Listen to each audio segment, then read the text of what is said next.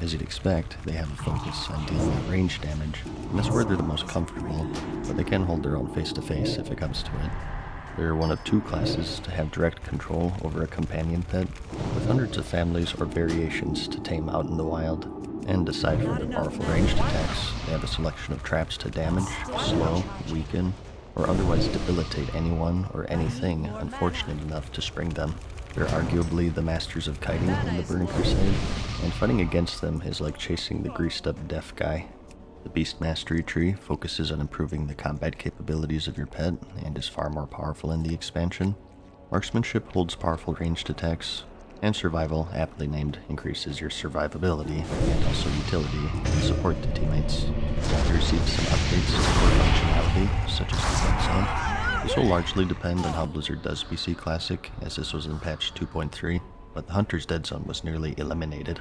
As you may know, in Vanilla, if enemies get too close to you, you're unable to shoot or use most ranged abilities, as they have a minimum range. And of course, there's a maximum range to your melee abilities, so you have this gap where you can't melee nor shoot. This is called the Dead Zone, and keeping enemies out of it is delicate and often difficult to do. In the Burning Crusade, however, it's removed since the minimum range for shooting has been drastically reduced, giving them much more freedom than their vanilla counterparts. Traps are now usable in combat, which is huge. It makes for a much more fluid gameplay style, and as a result, you'll be using them far more often compared to your past self in vanilla. With new lands comes new wildlife, and Outland offers a wide variety of new companions waiting to be tamed. They now receive a percentage of the hunter's armor, attack power, stamina, and so on, covering up a major weak spot in vanilla of pets not scaling with you as you gear up. Ravagers are highly sought after for PvE DPS, Stalkers have increased mobility with the warp skill, and much more. Plenty of variety and different looks to choose from in the Outland. Can you become the next Pokemon Master?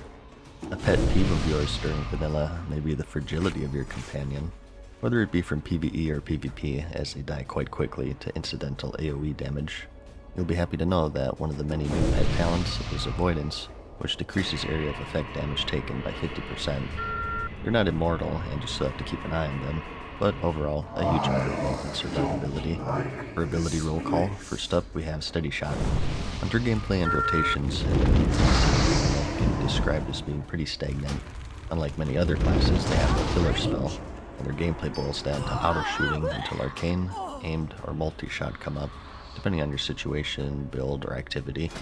This changed in the Burning Crusade with the addition of Steady Shot, which has no cooldown, and after a short cast, deals moderate damage to an enemy, more so if dazed.